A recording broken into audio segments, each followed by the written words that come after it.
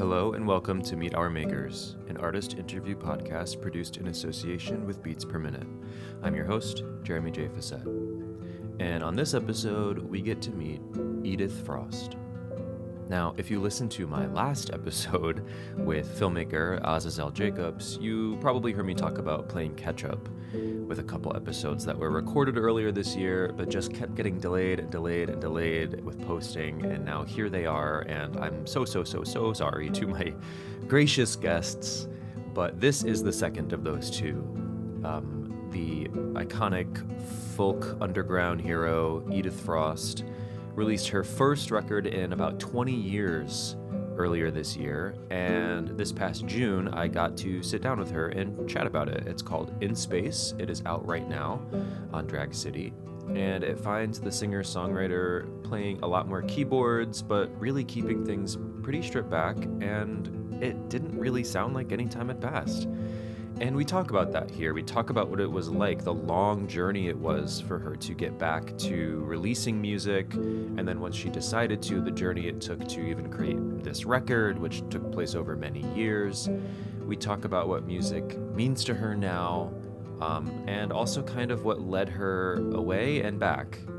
We talk about her infamous Twitter banning, which if you don't know anything about that, I suggest you either Google it or just wait and listen. And we talk about a lot more. Edith is a very peppy chatter. I don't really know how else to describe her. It was really lovely just getting to talk with someone so personable and friendly and talkative. And she was pretty much as delightful as you could hope. I was really excited as someone who had been listening to her basically since her last record came out in 2005, and then who was very excited by the new one in 2025. So I was very grateful for her to come sit down for a while. And again, sorry to Edith for taking so damn long to post this episode, but it really is a lovely conversation with a delightful person and a talented songwriter who has a lot of insight into her work and music in general. So thank you for listening. This is me meeting Edith Frost.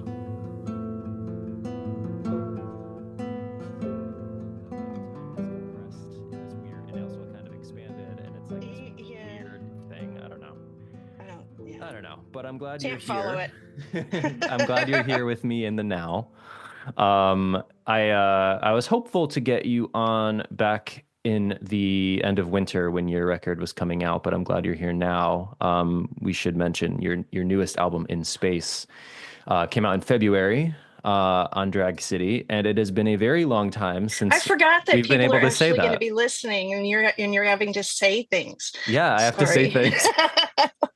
It's fine. Yes, it's an album that took 5 years to make, and because of COVID. Yeah, but I'm so proud of it, and to me it's so beautiful. Like I love it. If I love it, usually I have a problem with something on. Yeah, I don't know. Yeah, but that one came out magnificent, and that.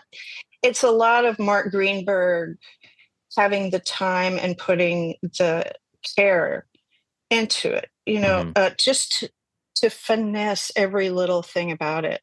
Yeah. There were a lot of iterations for some songs, had a lot of versions. Yeah. Yeah. I mean, so yeah, it has been a while since your last record. I mean, you mentioned this one took 5 years to create, but in terms of release dates, it's about 2 decades. Yeah. Sorry about that. It's all right. Sorry, y'all. We're here. We're still here. Yeah. But I was interested in the process of that because you say it's been about 5 years and some songs are older. But what did it feel like a long time coming, this project? Well, I didn't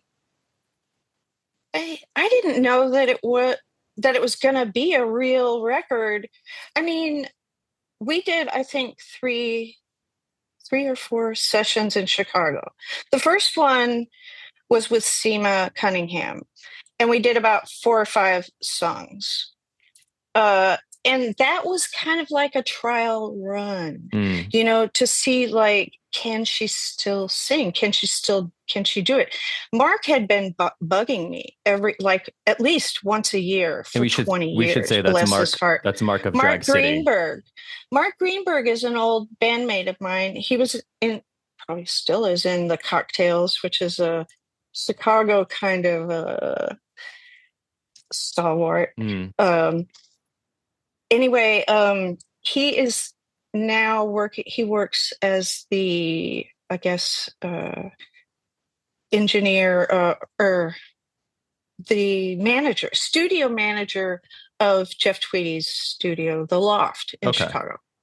And so all the engineers there get to use when Wilco goes on tour, then the engineers get to work on their pet projects. And that's what I am, is Mark's pet project. And he, so when Wilco went on tour, I would show up in Chicago and start. And one day, like the first time, I literally saw their bus pulling out and turning right on Irving to go off on tour. That was the COVID. And then and I was thinking, that was right before COVID really, like the first, I left Chicago on the day that Chicago went into lockdown. I was at the airport gonna fly home. And the Wilco bus had turned around and we're coming back to Chicago. And I knew, and I had already even when it was time for me to go to Chicago, I was asking Mark, oops, sorry, my earphone fell out. Do you think this is okay? Should I do this? Should we still do this or should we put it off? And he's like, whatever you think. And I'm like, I don't know. And so we did it. And we weren't like in the studio. It was a time of like, should we wear masks? Yeah. And then, are you sick? And so in the studio, we agreed we're not going to wear masks here. And then, like, I remember when Seema was leaving, like, she wanted to hug me before she left. Yeah. You know, I wasn't going to see her again. And I was even like, should I hug you? It was we were panicky. Yeah. You know, we didn't know what was okay, what wasn't. After that, I mean, obviously, when we had planned that first session, we didn't know COVID was going to happen. And so, but when I left, we sure did. My dog is barking. Bowie, cut it out. He sees a squirrel. I understand. Bowie, quit it. I'm sorry. It's okay. He barks at anything. Yeah, I get it. Anyway, then it suddenly turned into we're going to have to work remotely for a while. Let's just finesse these songs that we have so far. And we were doing that through like WeTransfer, and Mark was, running off different versions of things and having us check it just to like mixes and things. Then finally I was able to come back, and that was like 2 years later. Yeah. And then we tackled another batch. And at that point, we had like maybe 10. And it wasn't quite enough for a record, but it was starting to look pretty real. Yeah. Like this is actually gonna happen. And I was going through stuff. I didn't know what was going on with me. And I was getting depressed. And I thought it was related to, oh my God, the whole music machine is going to start back up. I'm getting anxious about it. Yeah. I talked to my doctor. He put me on Lexapro, and then he sent me to a psychiatrist, and just to oversee that stuff. Mm-hmm. And the psychiatrist almost immediately said, well, on the second visit, you have ADHD. And I was like, and it was something that never had even occurred to me, even though my best friend Sarah in Chicago has ADHD. And I knew she's probably all of my best friends have it. Now that I think about it. But anyway, he put me on, eventually we went through steps, but now I'm on actual ADHD medication, and things are, it's working, and it's been really good for me. But so all this was kind of happening, and I was all swirling around in my head, what's going to happen. But as soon as I got on the medication, like I think it was the third session where we did it with Jim Becker and Bill McKay, and they said I was a new woman. And I didn't even realize it, just because I wasn't getting, and that was probably the Lexapro, that I wasn't getting flustered. Yeah. If something, I was playing a lot of keys, and if something wasn't going quite correctly, I was just patiently getting until I got it right. Yeah. Anyway, suddenly things started looking up for me as far as my own personal, mental, everything. I was starting to involve myself in my own music for the first time in forever, like in a serious way. Mm-hmm. And now, I mean, I really am a whole new woman. Although, when you don't know that you have ADHD, shit tends to pile up. Like, you might turn into a cat lady, or like you might be a hoarder, or I'm not either of those things, but having the anxiety of not knowing what's wrong with you is a huge problem, and it causes me to hole up. And I was always a very homebody type person to begin with, but it turned me into somebody who really didn't even want to leave the house ever, unless it was to go to Mexico.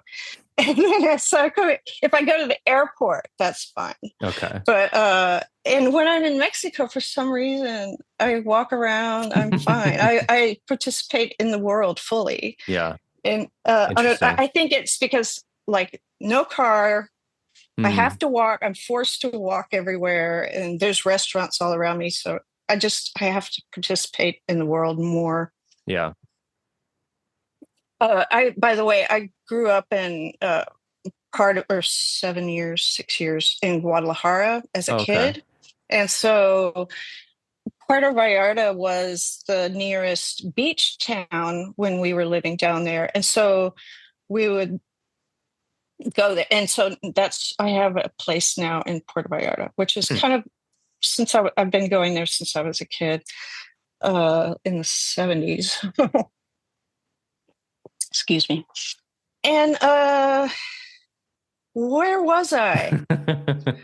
What was I saying? We're God. We're almost done with our studio sessions. Yeah. So we had one session just to kind of do a few more songs and wrap it up.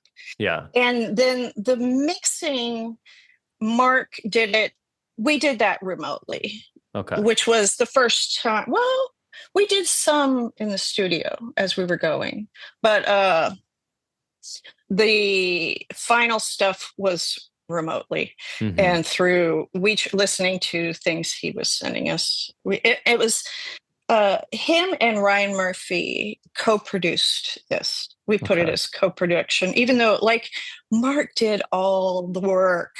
Yeah, really, and he did the work of pulling me out of the woodwork as well. So, but Ryan had to be there because he's my rock. He's my guy. And also the comedy. Ryan is one of the funniest people ever. And he works at Drag City. He's been the head of sales at Drag City forever. And so we've been working together since 94 or something. Him, and then Mark is also funny as hell.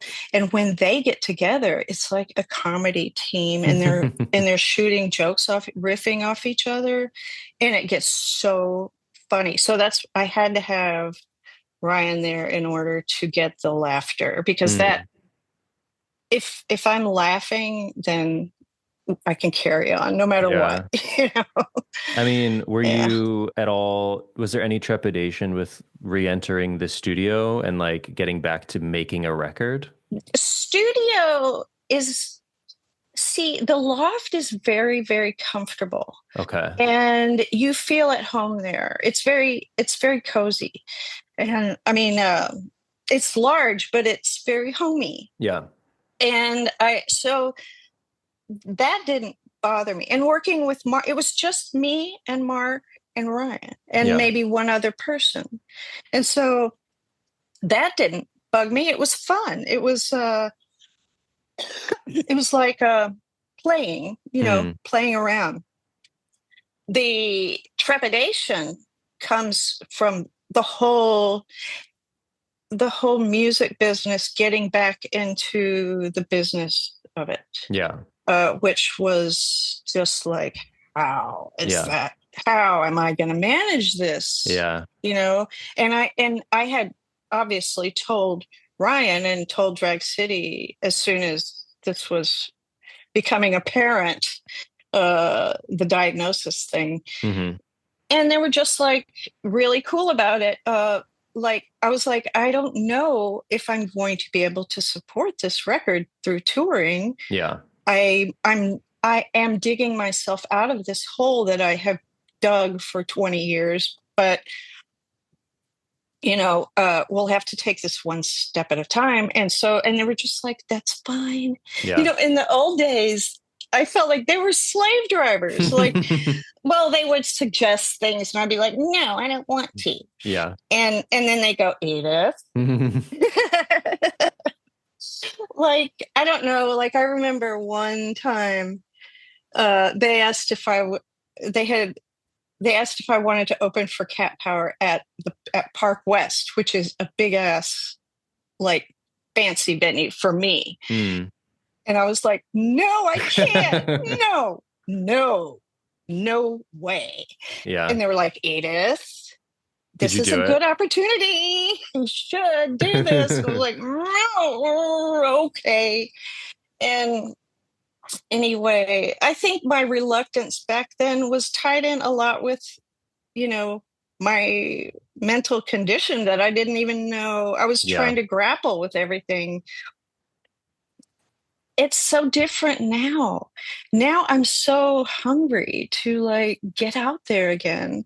And I'm getting ahead of myself a little bit, but I'm dying to tour again and Oh, I good. want to go back to France. Hmm. I want to just get back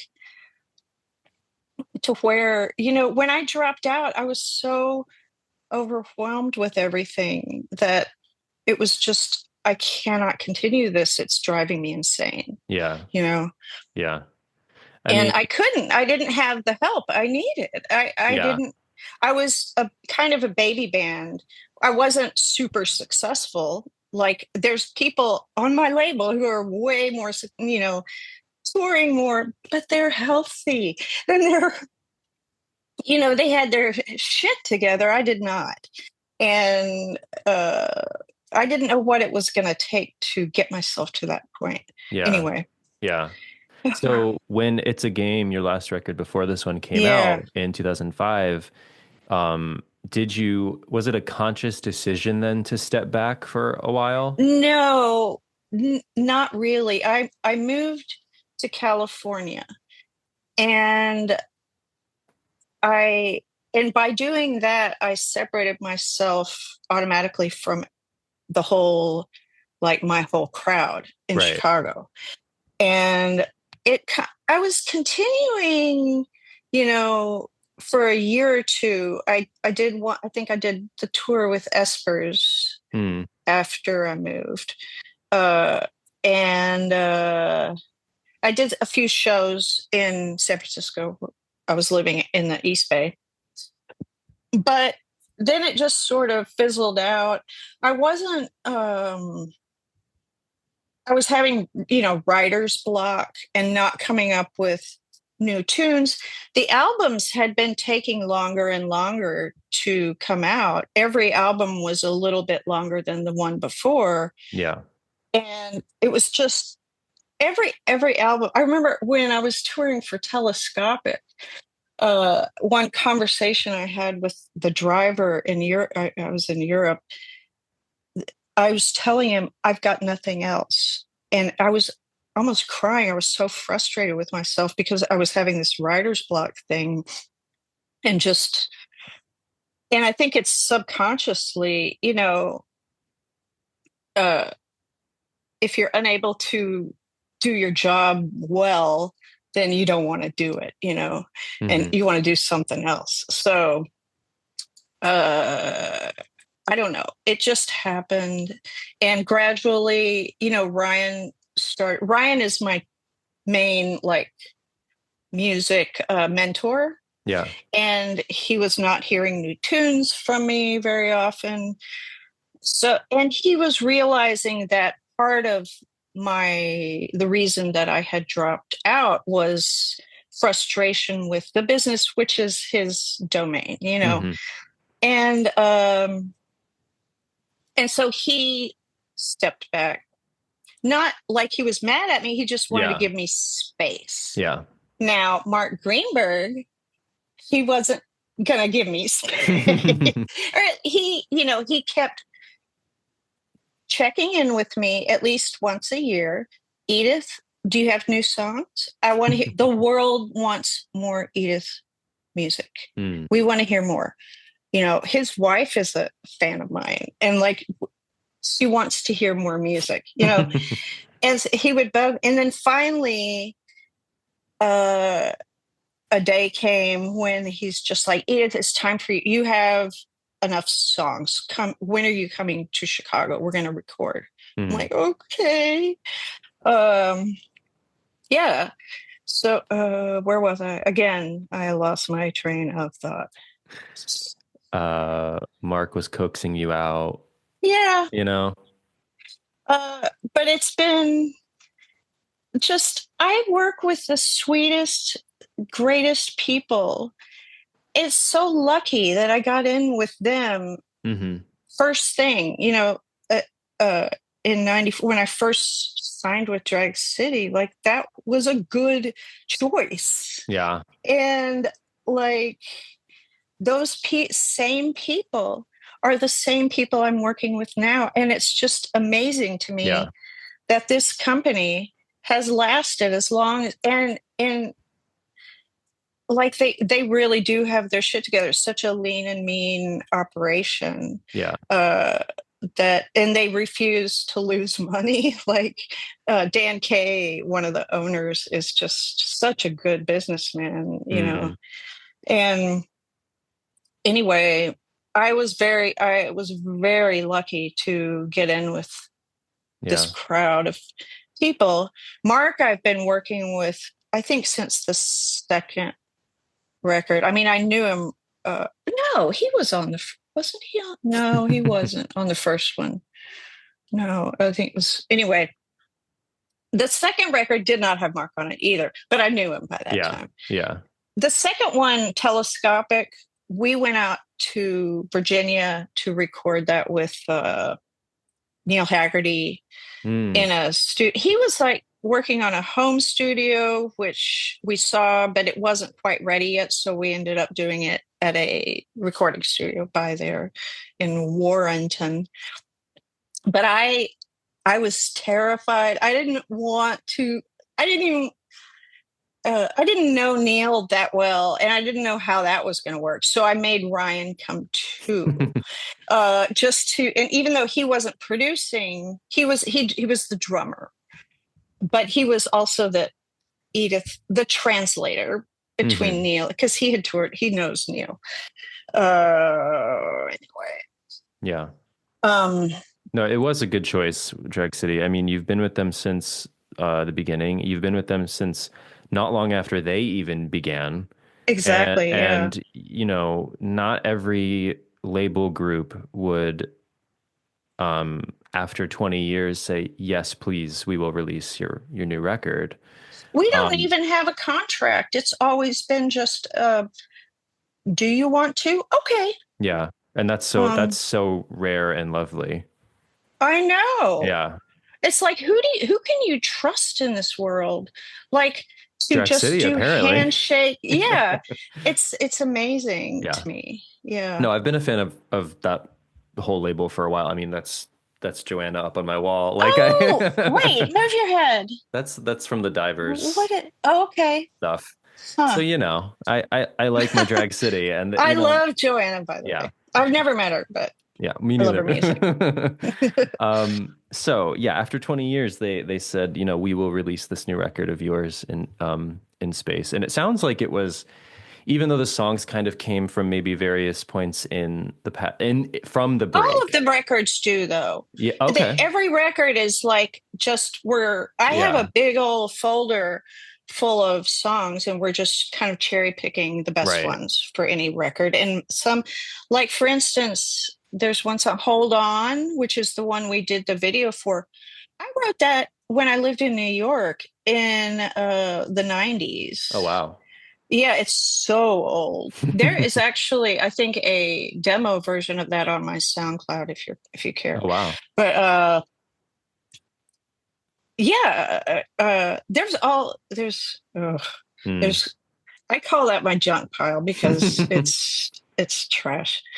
But you My sift through SoundCloud. it and you try to find the stuff that you want to Well, hear okay, and more then of. Mark had his favorites because every time I have a new tune, I send it to Mark and Ryan, and there was one, Back Again, that Mark wanted, and I had all my unreleased material in a folder, and then of demos, Hmm. and then I had two folders in that: songs I like and songs I don't like, and there were only like 10 in the songs I like, and there were like 50 in the other one. But he pulled out Back Again from the songs I don't like and said, I love this song. I want to do it. And I was just like, ew. Uh, just remembering the demo, it wasn't a tune that I thought it was kind of a genre study Mm. type thing in my head. And it reminded me too much, the demo reminded me too much of other artists that I didn't really, it wasn't my style, Hmm. I didn't think. But once he said that, I went and listened to it again. I was like, wait, this is really cool, actually. Okay, we'll do it. And then I had to learn the piano part because I had composed it in this app called Chordbot where you just point at the chord and put it in Oh there. wow. And it doesn't matter if you can play it or not. You can Yeah. just and you lay out the chords in the song order and it'll play it for you in this cheesy ass kind Yeah. of, which I love. I've been using that app for composing forever. Mm. They better not get rid of it. Um, what was I saying? Anyway, yeah, the demo was pretty cheesy, Mm. but but anyway, so the songs that actually end up on the record are maybe my favorites, or they may be something that Ryan liked or something that Mark liked that I didn't necessarily think was, you know, on my short list. Right. But then we did it in the studio and it was great, Yeah. so. So even though the songs come from different time periods or different experiences from across your life, I mean, for this record specifically, I guess I'm asking, once you pulled together your set tracks that you were going to include, do you feel like you notice any sort of overlapping Well, themes or when emotions? it started getting real, I was writing more songs for Okay. it. So I would say about a third of the songs that ended up on this record were newer, were Oh, okay. because I was starting to get fired up. Um, so yeah, I think What a Drag, Can't Sleep, um, I don't know, there were new songs on there. So Mm. anyway, But do you notice like any sort of unifying theme across them, or anything that kind of feels like uh, a real engine behind the songs? well, I don't. I mean, most what I've always enjoyed making kind of torch music is Hmm. what I call it. Uh, and it's music I really enjoy listening to as well. I was kind of brought up musically in the country world, and those kind of tearjerker songs are just my thing. Right. And I learned through country music to sing that kind of thing. So when I started writing in my early 20s or whatever, that was what was coming out. And that's just what I'm good at, and I also enjoy kind of playing with uh music, playing, trying to make things a little weird, a Hmm. little different. If something came out too normal, then I would try to change it to make it a little more odd or something. I just didn't want it to be too normal. Right. And so the music that it turned out that I was good at, that I was able to generate, was this kind of sad, even though like I'm not a really sad person, Well, there is a but sense of that's humor just, to a lot of your work too. yeah, I don't, okay, so I don't want it to be just depressing as hell. I Right. always want there to be a little bit of a light at the end of the tunnel type feeling. I don't want to Yeah. leave people thinking I'm slipping my wrist here or anything, but I it's just, it is a part of me. I don't wallow in sadness or anything, but it's a great way to get it out. It's a great catharsis. Hmm. Uh, so like I don't write songs about all these other facets of myself, like I don't write novelty comedy songs, but it is, I am a goofball, but it's just one side of me that is easily expressible Yeah. through my music. And Yeah. so that's how they turn out. I don't know. Yeah. They just turn out that way. Yeah. On Sad. this new record, I know that there was a lot more emphasis for you personally on the keyboards and on the playing different Yeah. keys. I think I read somewhere that you like physically like had a hard time getting back into the guitar. Yeah. Well, I had not. So in that 20 years, I had started taking piano lessons with Mm. a jazz, and it was a teacher who taught jazz piano by playing by ear. And Hmm. that's what I needed, because I did not want to read music. I did not want to play off charts. I wanted to, the way I learned to play guitar is basically playing by ear. I'm doing one for, I know Nashville numbers is a system where you're in one, the root, and then you can hear when you're going to the 4 chord or the 5 chord. You learn to ear train yourself into hearing these things, and your hand knows where to go based on, how to go from 1 to 4. Right. And if I'm playing on bar chords, then it's the exact same pattern of your hand, no matter where up or down that you are on the fretboard. Yeah. So uh, when I learned to play piano, I wanted to kind of be the same way, where I knew one, and I didn't.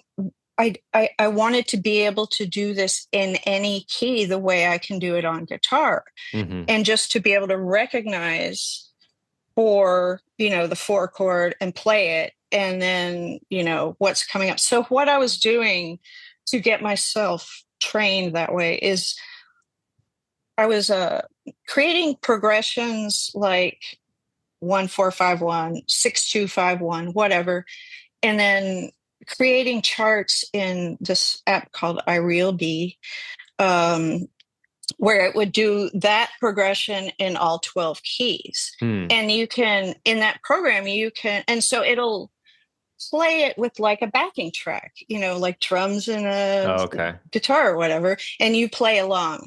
And it's just more fun than other ways to train yourself. But it has a setting where it'll repeat, it'll start over, and you can make it speed up every iteration. And Mm. so I was having it speed up like 10 BPM every go around. And then I go through all 12 keys, and then I go speed up a little. And I would try to do that progression in all 12 keys. And then there'd be another one. And uh, he knew I was just doing all this drilling, basically. He really wanted me to play more songs. And so he had me do some jazz tunes like blue bossa and Mm. things, just to get myself into actual songs and not just progressions. Yeah. I was micromanaging it. But that was the way that I trained myself. And in college, I was in music school at University of Texas in the 80s, and we had a piano lab there. So they were making you do 1-4-5-1, basically. And so I knew about inversions, like I knew theoretically, but Hmm. I hadn't really ever drilled it, and especially not in all 12 keys. Yeah. And I didn't know about the 2-5-1 is a huge progression in jazz. Okay. And it was something I would hear in country music once in a while, but I didn't really know what that was. Yeah. But in jazz, it was like, oh my God, that's what that is. When you hear like what they call a turnaround, it's usually 6-2-5-1, and then you're back. Uh, but it was opening my head to things that I knew, but I didn't know I knew. Yeah. And especially like learning seventh chords. I was playing rootless seventh chords in my right hand and doing like a bass line in the left hand. And it's jazzy sounding. But before those lessons, I never really knew what that sound was. It sounded fuzzy, like that those chords that jazz players make. Like I was a country person. I just Yeah. knew basic chords. And so to me that I translated that as just sounding fuzzy or something. Like there's some fuzziness in that chord, but I couldn't really identify it. So by taking those jazz lessons, it really opened my head, and like now I can hear it and Hmm. know how to make it. Now on guitar, I still can't play like that. Yeah. I can still play like a country, player on guitar because I've been doing that my whole life. But on piano, I can play it. It sounds a lot more sophisticated. Mm. I'm doing chords that I can't play on guitar. Yeah. And so it sounds rich. Anyway, oh, uh, you're going to have to edit the hell out of this. Please. Anyway, I was literally not touching a guitar at all. In at least a decade, I had not touched a guitar. By the time I showed up in Chicago to do the first session with SEMA, they thought I was going to be playing guitar like usual.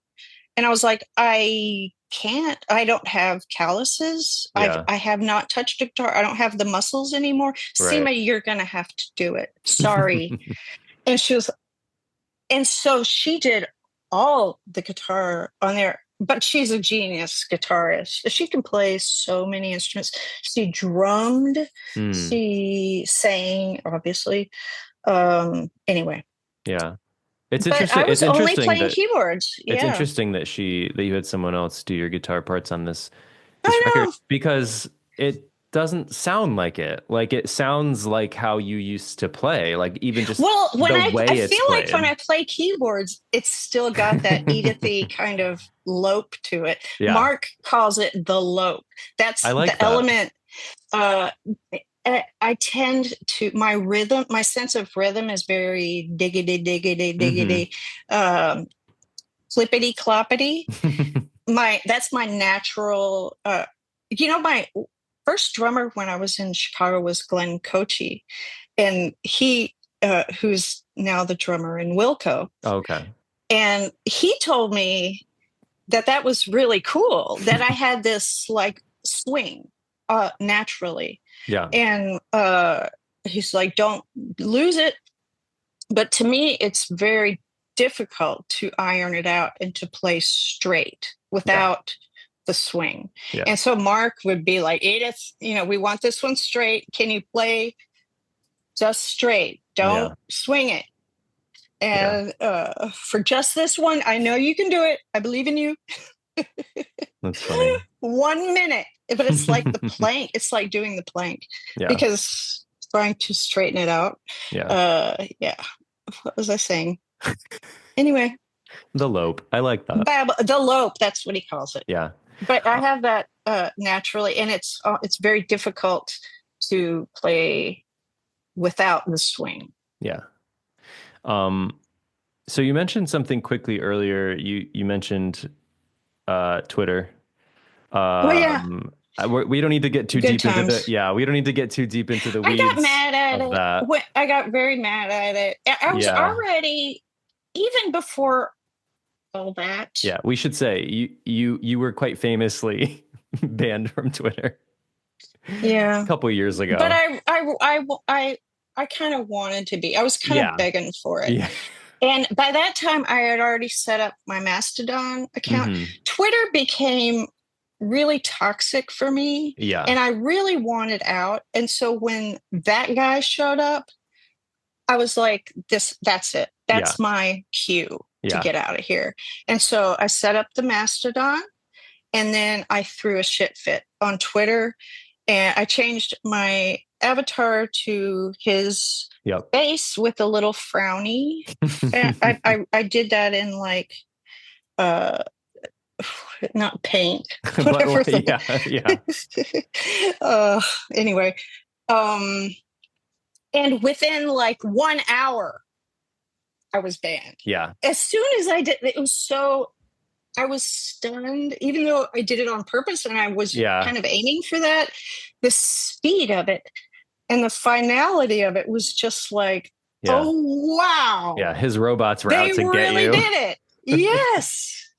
It was so fast and just kind of stunning to stare at that and to be like, and it said, like, the message was like, you are permanently suspended. Yeah. And I was thinking, wait a minute.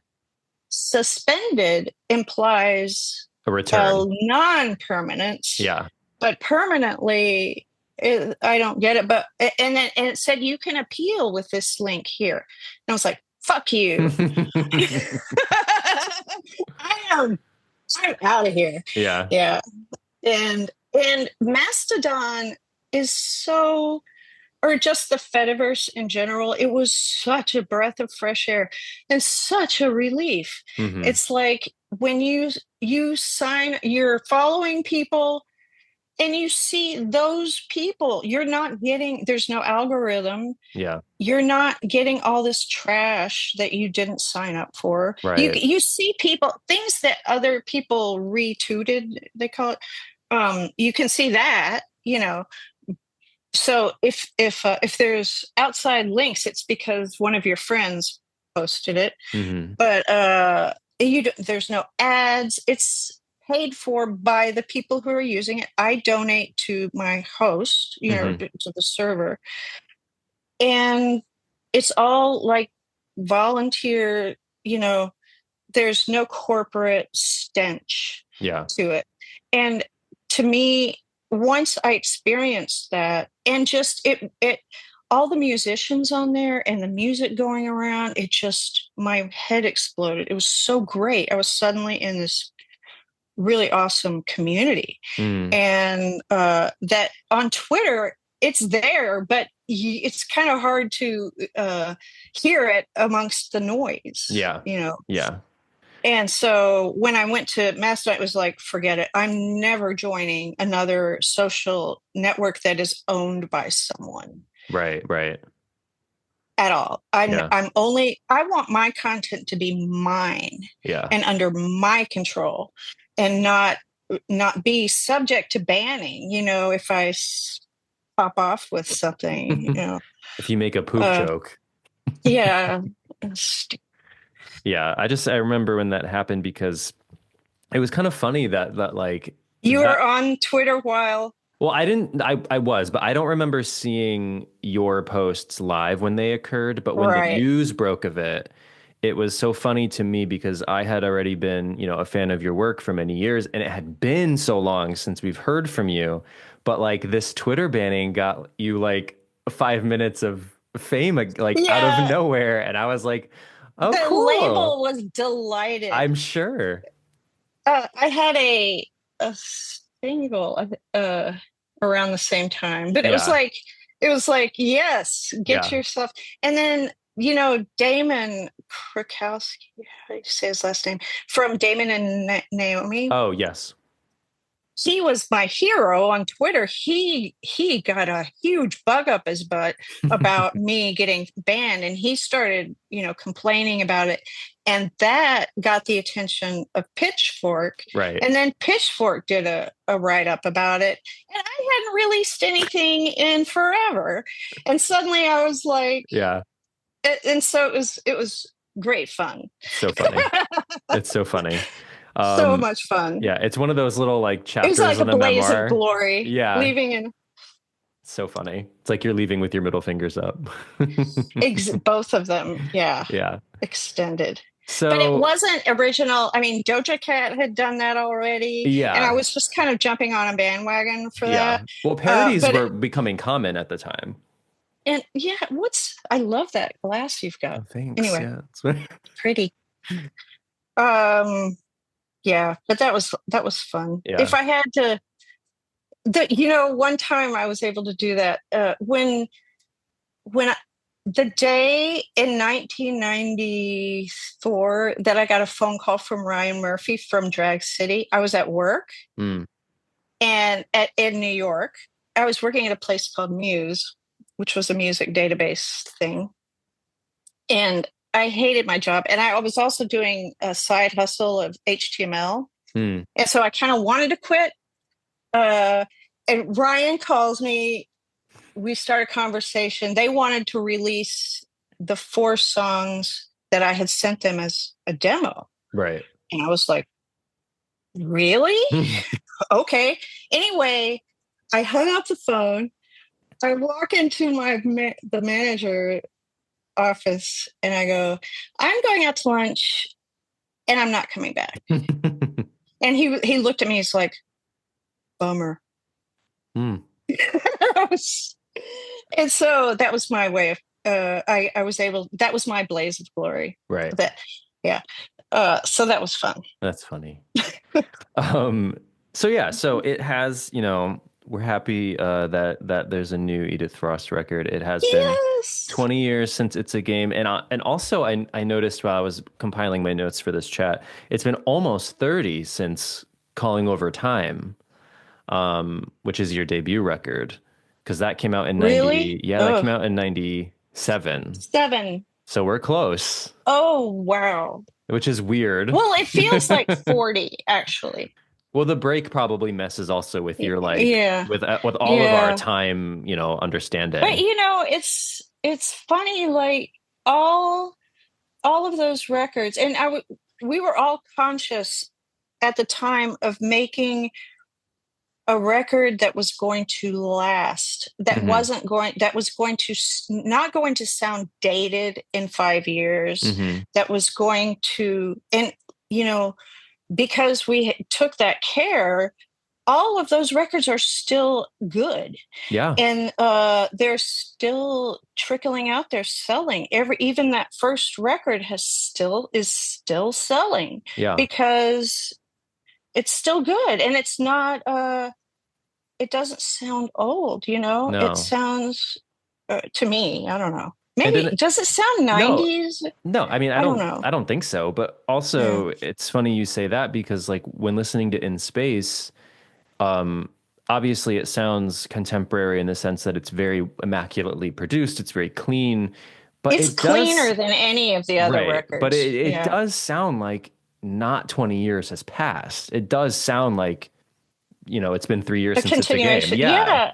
for Well, to sure. me, like, I don't really have, I've been around and, like, I don't know, it Yeah, feels like just another record, yeah. a continuation, Do like you you said. uh do you feel like there will be another one? I, I'm hoping so. Okay. We hope so And I too. think I have a lot of tunes. So, what I've been doing for the past couple of months is, uh, I'm trying to put myself back on stage, Mm, and in order to do that, I wanted to do it solo. hmm I don't have a band that I can tour with. And so I decided I'm going to have to play with tracks. mm. Ew. But at least with bass and drums, because I can play solo. I've played solo a lot, but there are songs I cannot play solo because it's a bummer because they need drums, Mm. and I would just refuse to play them without a band.